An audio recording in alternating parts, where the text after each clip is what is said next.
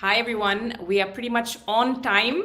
I'm Amrita Tripathi, the founder of Tap In Tribe, a former journalist, and I'm delighted to bring you two stalwarts in conversation with me today to talk a little bit about the media and leadership, the media and career development, what we wish we'd known when we were journalists, working journalists, and what we'd like to talk about in terms of transitions, transferable skills, and much more. I hope you enjoy this conversation from wherever you are watching. Please feel free to put your questions or comments in as well. We should be able to see them. So, first up, with no further ado, we have Sakthy Edmaruku, a communications specialist, a former broadcast journalist, and you're the host of the podcast Sakthy Empowering You, which we'll talk about a little bit as well. Sakthy, thank you so much for joining us. Thank you, Amrita. Thank you, Amrita. It's lovely being part of Tap In this conversation on media and leadership. I'm really excited, Shakti, not least because so many things have changed since we last were in this sort of environment. That was in a newsroom more than a decade ago. One of the things I want to ask you is, as someone who's spent a majority of your career as a journalist and then transitioned industries, what are one or two things you wish you had known? What are two things that might have made things easier? One or two tips you might have for people who are tuning in? I think all journalists must realize that they sit on a mine of wonderful talent. They are great storytellers. They're great at research and investigation. They can adapt to difficult situations. So these are actually skills that every organization is looking for. So having a journalist come on board is something that organizations value and appreciate. So don't be afraid to take that leap and venture out and try out new occupations, because everyone appreciates the kind of insights that a journalist or a media professional brings with them. And Shakti, it's one of those things, whether we're sitting in Asia or sitting in Europe where you are, Nikita's going to join us from the US. It's one of those things that no one really tells you in the newsroom, right? You kind of get on with your job. You're as good as your last story, move on to the next thing. It's when you prepare to transition or when you're exiting the industry, you realize there are actually very, very incredible skills that we develop in the newsroom, in the thick and fast and heat of things. I do want to ask folks. I hope you're able to see and hear us. Please give us a thumbs up or put it in the comments. Anna, we had not started yet. Anna, I hope you can hear us now. But Shakti, what are one or two skills you think when we look at, for example, having a good news sense, right? Knowing how to tell a story. These are skills that can be very helpful outside of the journalism space, potentially in the journalism adjacent space. Thank you so much, Lakshay, Malini, Laura. Thank you so much. What are some of the skills you found most helpful to you as you transition? And we can talk a little bit about what you did after that, what you're doing now, if that helps. Sure. The skill that comes on top of my mind is storytelling. The job that I took up right after my stint at Times was that British joining British High Commission as a communication professional. So over there, I realized that my main job was to weave stories about UK and India working together, and being able to communicate those stories effectively to an audience on social media. Storytelling is a skill that many of us have, and it's valued. Research and investigation, because again, careful of what all has happened in the organization. If someone can be chronological study of what has been the development and put it together in a new story, that is valued. And then attention to detail, for attention to detail. These are something which these are some of the skills that are valued, and then critical problem solving. Every organization is that. We want people who can lean in and understand what are the problems, offer innovative solutions to those problems. Those are the things which can be some of the jobs that I did after my stint as a journalist. And when we talk about, for example, Shakti, what you're trying to do with your podcast, right? As you transition now, you're a communication specialist, you're an entrepreneur yourself, you're looking at new things in the new year, which we're excited to discuss as well. What are some of the tips you have, for folks who might want to, let's say, test a few things out? We have lessons learned, we have lessons we wish we'd learned earlier. And of course, like you had told me in a conversation, there are things you have to unlearn. What are some of those tips? I had to unlearn that, the pace with which we work in news. Everything has to be fast. Everything is like a regular situation. When I worked for an organization, a foreign mission, I realized that it's important to slow down, ensure that we have correct information to out to the audience. To vet the information from the headquarters, from other stakeholders who are privy to the information. It's very important that everybody on board is in line with what we are putting out. We are not working in silos. Working in silos does not happen as often in a newsroom. But pace with which we work is not necessarily pace with which organizations work. You need to understand the pace of each place that you work, and then adapt yourself to things. You can bring in your skills, bring in innovative solutions, learn to work flow of the organization. That is very important. That in the new phase, you get more allies, and you are not allying and you are not creating people who are already doing the job. So you're not discussing people who are already doing the job. So add value to what they do. That is something very important. I think this concept of allyship, we'll discuss. Shakti, I've just pinged you a message. People are still hearing an echo. I'm going to bring in Niketa, and if just take a look at that message if you can. Niketa, it's lovely, absolutely lovely to have you with us very early your time. So we're across 3 time zones. For those of you watching, you're probably watching us across 3 time zones. And Niketa's time zone is the earliest in the morning. Niketa is a senior director, the Craig Newmark Graduate School of Journalism at CUNY. She's also on the board of directors and the secretary of the Online News Association, ONA, a former journalist herself. And we had the privilege of, I had the privilege of working with Niketa when our paths crossed at a tech company that we no longer name too often. But Niketa, thanks so much for joining us bright and early this morning. Of course, thank you for having me.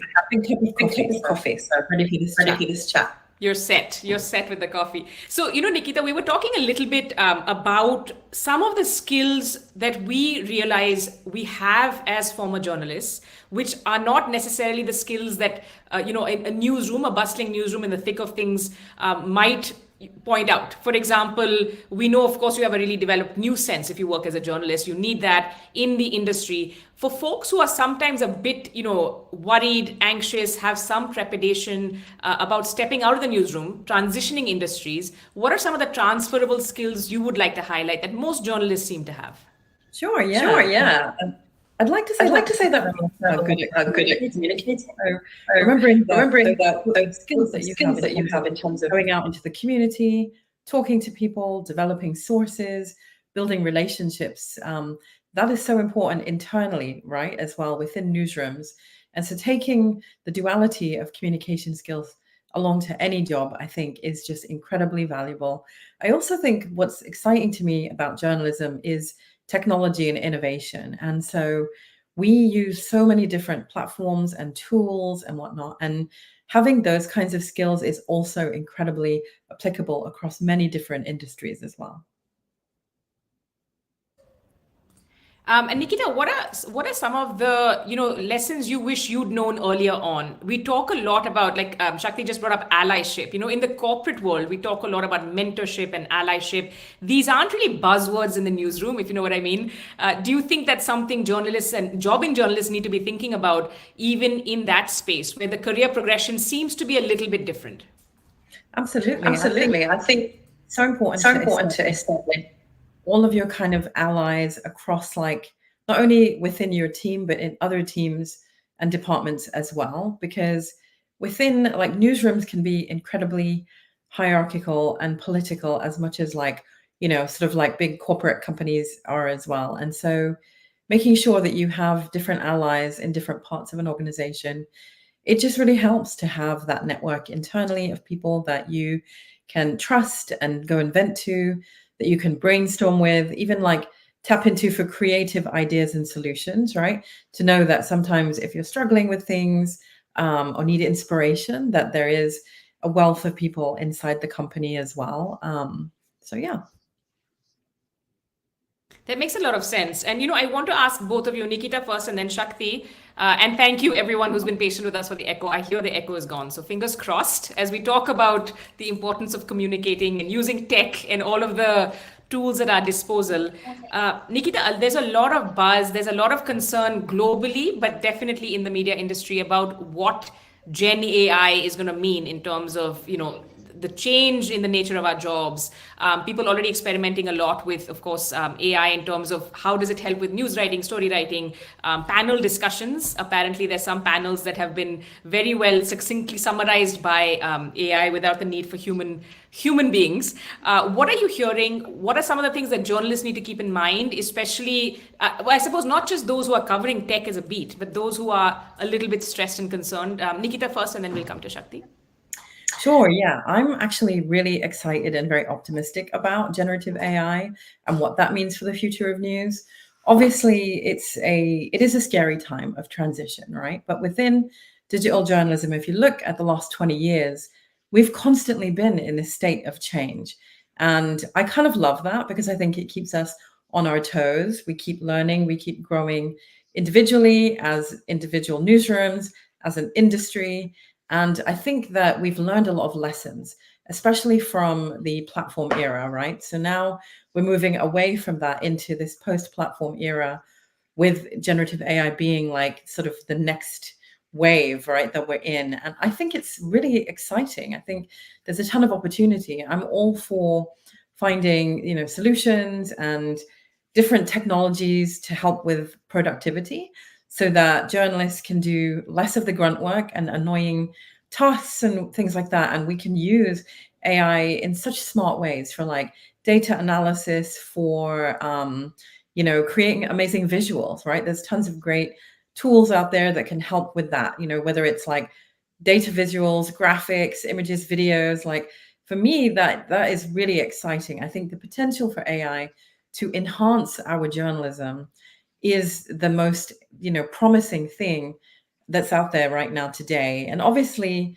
as newsrooms and as individual journalists, I think we need to approach generative AI using our moral compass, right? Like when we all went to journalism school, we learned about ethics and guidelines. And I think we always have to have that as our North Star when we think of any new tool, right? Not just generative AI, but remembering, making sure that we remember that we have to always keep working within the guidelines of our ethics, integrity, using these tools, testing them, experimenting. That's the only way we can learn, right, effectively. And that way, hopefully, that we'll see better journalism as an outcome to that. Before we move on, I want to answer your previous question as well. You asked me about lessons learned from my younger years when I was starting out in journalism. And I think there's two things that, really come to mind. When journalists are in the industry in the very beginning of their career, it can be really difficult to say no, right? And I find, especially as women of color who are just very, very capable, right? Like we often get piled on. Like our bosses are like, wow, you were able to do this and these 5 projects, and can you take on this one other thing? And, while that's amazing that someone sees that you are great at multitasking and you can manage several projects and you're very sort of like well regarded within the company. I've learned with age that it's okay to say no sometimes, because you have to manage your own bandwidth and prioritize, and in the past I've had leaders that have helped me prioritize my workflow, which is amazing, but others don't and just have kept piling on. And so for younger journalists and people out there, I would say, it's okay to say no. And at first it might feel odd and it might feel like you're not being a team player, but, you have to kind of guard and protect your well-being as well as like the quality of your work. I think the other that really comes to mind is this notion of like managing up. It's taken me a long time in my career to manage up. And I've just done that by osmosis through the different roles I've had, newsrooms I've worked at. And I wish that I was smart enough when I was younger to kind of try to do some research and figure out tactics and things like that, because there's so many media companies. And Amrita, we can both agree that at the platform we will not name, where we both used to work, like the middle layer of management just wasn't doing a great job of managing down. They were managing across and managing up, right? And we all then had to learn how to manage up. And so I think that should be training for new employees, quite frankly. And even when students are in college, graduate school and whatnot, like the art of managing up it's a whole cachet of skills unto themselves. No, 100%. We have a lot of, side conversations off the record that we can continue. Shakti, you're welcome to join us for. But these are not things that people tell you definitely as you're, entering the industry. What Niketa said about learning to say no and prioritize actually are lessons I'm still learning till today. And I think it's something that stands you in good stead in any of these walks of life. Shakti, I had that question for you on Gen AI, and I also wanted to ask you both again about, what we think that switching industries can do to us, because I do know for a fact that your goalposts change. A lot of us derive a lot of our self-worth from what we do, and all of a sudden you can go from being very high achieving, understanding that your byline, you're as good as your last byline, moving to a system where that's no longer the case. What are some tips and tricks? But Shakti, first you want to talk about Gen AI and how you're looking at it, and then we can move to the next few. Sure. Like Niketa, I'm also very excited about AI. I'm optimistic. I'm not afraid that it's going to take away jobs or it's going to make our jobs difficult. I think it's going to make us more responsible also, because fact checking and verification is going to be all the more important. The kind of stories that come out, we have to be sure that it is not part of any campaign, but we are able to read between the lines. Reading between the lines is going to become more important than ever before. So as long as fact checking and verification are in place, I think generative AI is an exciting place, and it's going to save everyone's time. And I think the possibilities are immense. We can do so much more with what we're already doing. And the repetitive work, the automated transcriptions, translations, all of it will be taken care of. Of course, it needs a human eye, and there will always be somebody who checks that. But it's going to make work a lot easier. It's a big transition, but if we are all involved and excited about it, this transition becomes easier, and we will adapt to it better. And a couple of great tips from Niketa there about saying no and managing up. In addition to that, I'll also say that it is also important to be visible. Often you do fantastic work in a newsroom, and then you want to, slide back and go to your corner and not claim what you've done. So it's also important that we are able to effectively communicate that we have been a part of project and the kind of efforts that we brought in to make that project successful, and to be visible either to the middle management or to senior management, to ensure that the efforts that we have put in are recognized. So that's very important. Yes, that often gets lost in news. Yeah, and it can get lost in matrix organizations. I had to learn that also at that company that we don't discuss too much anymore. But you're right. You have to learn to be comfortable, advocating for yourself, making sure your work is visible. And sometimes, there are gender roles and cultural conditioning at play that you have to overcome. But I think it's really, really critical. The tips and lessons you both are sharing, I wish I had known several years ago, but it's never too late to put these into practice.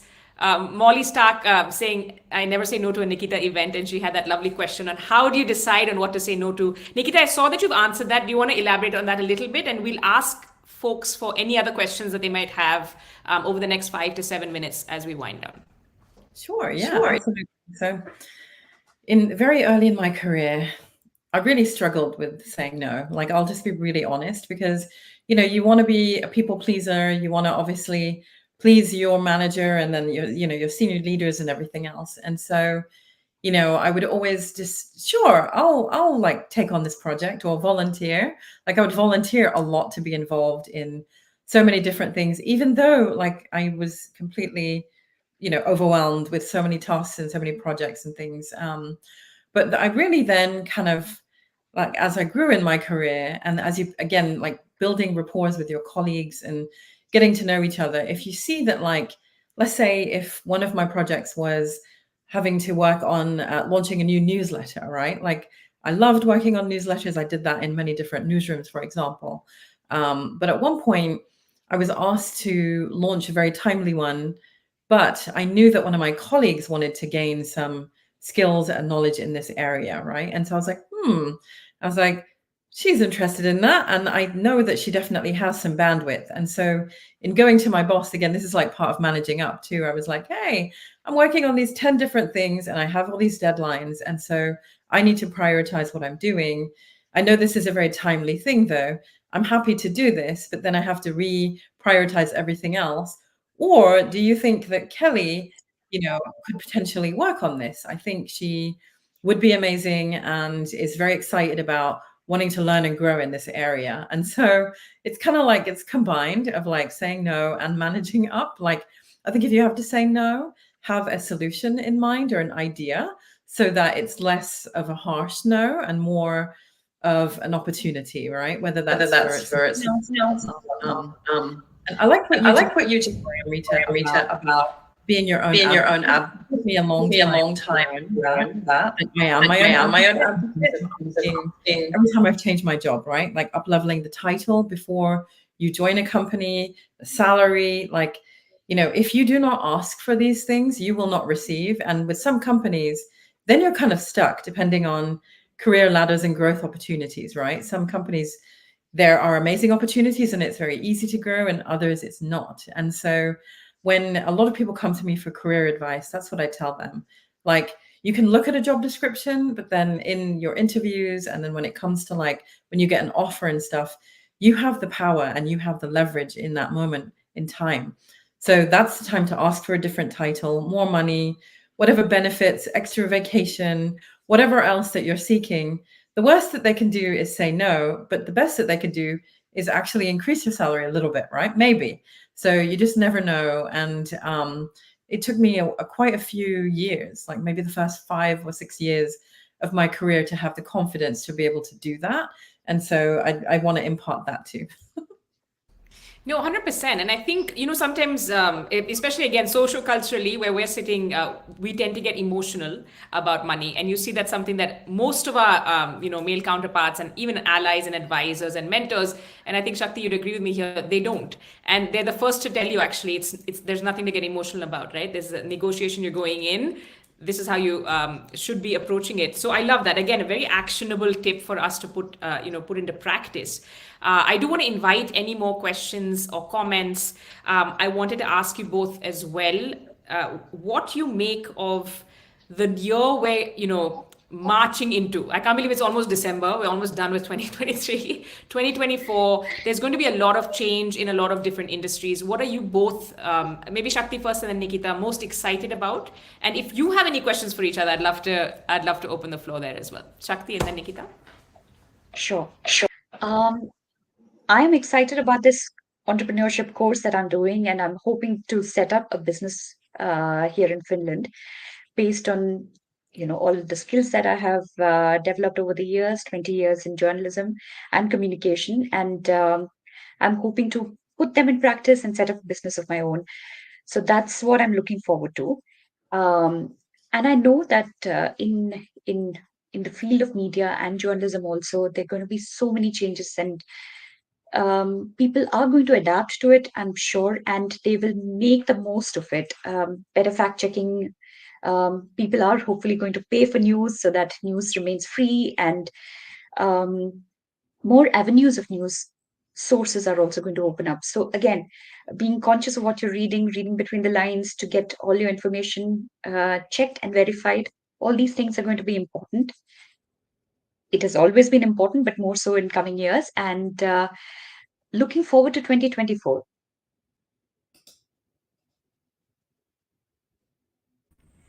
Niketa, how about you? Sure, yeah, I love that. And I feel the same. I'm very optimistic about generative AI. I'm also very excited about 2024 as well. Listen, I think the last few years, especially for the news industry, have been really tough, right? Like there was the pandemic, we're still in whatever phase of the pandemic we're in. And, with social injustice and different, political divides all over the world, wars, like, in the world in general, it's been very tough and very stressful and whatnot. And then within the news industry, ad revenue is at an all-time low, sadly. Layoffs are at an all-time high. But I do think that where the hope lies is the lessons learned. When with my program specifically, we train rising leaders and global news leaders, right? In order to be effective leaders about sustainability of journalism, as they think about diversity and inclusion, and so much more. And I think that a lot of news executives have acknowledged that the last few years have been really difficult, but that we want to start a new chapter, right? And like newsroom strategies have to be reimagined and tactics have to be retooled. And I think that, to me, there's a lot of promise in that, of like, yes, we've all gone through a lot collectively, but now's the time to make smarter decisions, and maybe working harder in the short term will help to, increase gains, and different strategies and tactics will maybe increase subscriptions depending on the newsroom that you work for example, and hopefully lead to less layoffs. So I think we're at this really pivotal moment where, so many editorial people are very interested in the business and finance side of journalism, because they understand that you have to have that full spectrum of knowledge in order for your newsroom to be profitable and to have a path forward to sustainability as well. And I do want to ask you, Niketa, is that something, as a stereotype in the past, we used to hear a lot about like creatives, journalists not having a sense of the business side. Increasingly, are you seeing that with folks in your program? Because of course, so many more journalists are, striking out on their own as well, or like Sakthy or me looking at, this sort of entrepreneurial journey where you do have to have a sense of the P&Ls and the business models. Are you seeing that as a trend that you think will continue? Absolutely. Yeah, we have applying for many of professional development programs in droves, and that's because a lot of them do want that business acumen, right? They really do want to have a seat at the table to be part of those conversations when it comes to resources, budget, headcount, because without smart editorial representation in those conversations, that's when the quality of our journalism and people within the newsroom suffer, right? And so I think, now more than ever, I'm seeing like managing editors, editors-in-chief, even publishers, right, that may have risen up through editorial, wanting to really understand the business side of things. And so that to me is really inspiring. I'm also seeing on the flip side of it too, a lot of business development people, a lot of product and audience folks too, wanting to learn a lot more about editorial. And so I think that within the news industry, leaders are recognizing that they sort of have to have a 360 kind of knowledge of the industry as a whole, and then that will help their strategies and tactics going into the new year. And I do think, I don't know if you both will agree with me, but I feel like journalists, or former journalists like us, wherever you go in the world, there's a sense of like, there's a sense of a tribe. Like if you've come through a newsroom, if you've been a reporter, if you've been a producer, you have this sense of solidarity. And of course, segueing to Tap in Tribe, which I hope will also have a journalist survivors group. Sometimes we need those.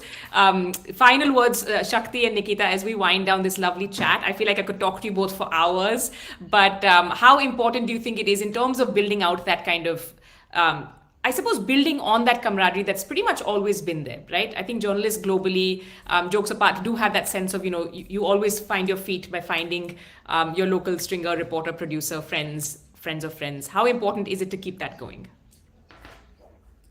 I think it's absolutely important. In all my jobs after my stint as a journalist, the connections that I built as a journalist really, really helped me in either putting out, publishing an op-ed or arranging for an interview. The kind of networks that you build as a journalist becomes very useful, because others would have them as media contacts, but those media contacts are your former colleagues or your friends. So it becomes a lot easier for you to do your job, as either a corporate professional or somebody working in PR. So this network has to be continuously nourished, I think. Some of the colleagues that I've worked with now work across the world. Some are in Australia, some in Americas. So I'm still in touch with them. And I know that whenever I need something, some information or a tip on a story, I can always reach out to them. So keeping those channels of communication open is absolutely important. 100% agree. And it's not just networking for the sake of it. I like what you said about nourishing those relationships and friendships. Nikita, final words from you. Sure. Yeah, absolutely. I couldn't agree more. And, I got my first job when I was still in college, because from back then I realized the importance of networking, right? Like I went to a very small liberal arts college in South Carolina after moving, to the States from London. And in order to make my mark, I started networking, and I started volunteering actually at the local newspaper first, then the local TV station. It just so happened they had the same parent company, so that also really helped. And the more I would just show up and be volunteering on election night or whenever it might be, that just really helped, right, to establish physical presence within both newsrooms.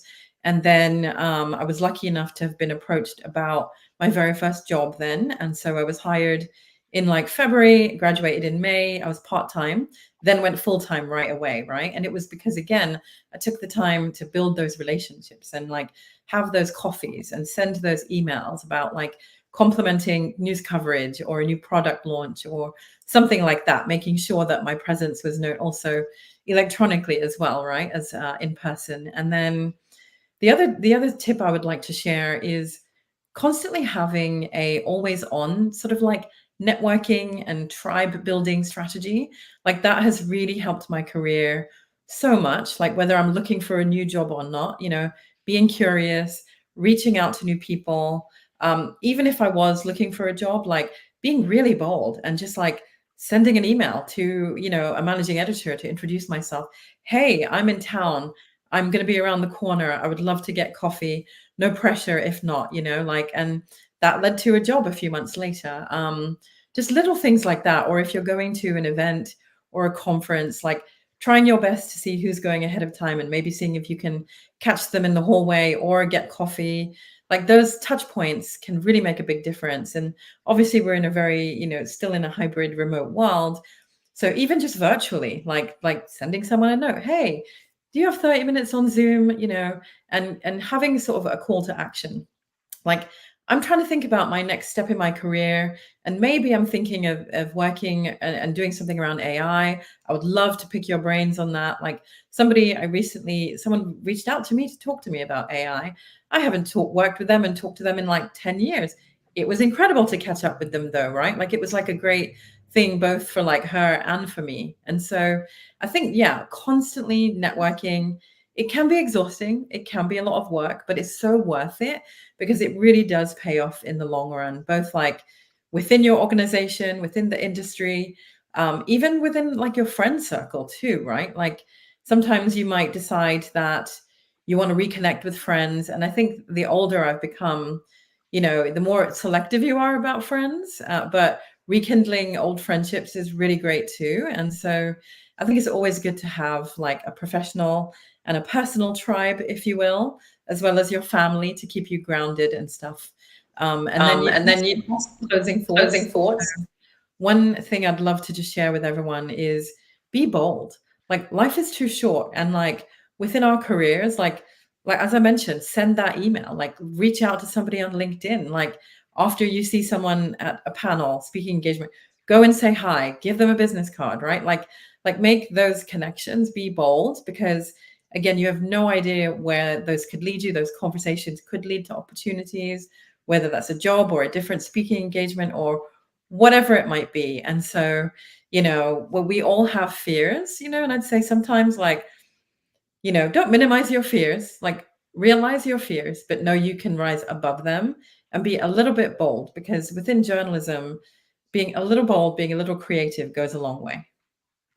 That's true. And you can tap so many interesting perspectives just by virtue of doing that, even if you don't have that, 5-point agenda for the call. But like you said, have a sense of what you want to talk to that person about. Thank you so much. And Lakshay, great comment. That's true. Your social capital is as important as your financial capital. May not feed you and clothe you, but it will keep you employed if you deploy it correctly.